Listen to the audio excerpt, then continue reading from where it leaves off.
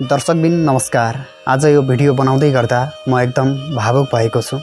मेरै जिल्ला अछाम जिल्ला ढकाली गाउँपालिका वडा नम्बर 2 फाटाबगर बस्ने डब्बले सार्कीका 11 वर्षीय छोरा भारतको महाराष्ट्र हडपसर ससानी नगरमा मृत फेला परेका छन्। उनी 10 डिसेम्बरमा घरबाट बेपत्ता भएका थिए।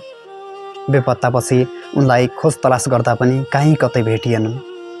तर आज बिहान घरको नजिकै उहाँलाई चाहिँ किडनी निकालेर उहाँको जताततै काटेर एकदमै बिचल्ली अवस्थामा हेर्नै नसक्ने अवस्थामा लास फेला परेको छ। डब्बले सार्की रोजगारीको सिलसिलामा लामो समयदेखि हडपसरमा बस्दै आएका थिए। तर एक्कासी यो घटनाले जो कोही नेपालीहरूको पनि मुटु छिया भएको छ। सामाजिक सञ्जालतिर हेर्नै सकिरहेको छैन। उनको शरीर जाँतै छिया पारेको छ। उहाँको किडनी निकालेर उहाँको जहाँको मासु पनि काटेर छिया गरिएको छ। त्यसैले आफ्ना ससाना बालबालिकाहरूको ख्याल राख्नुहोला।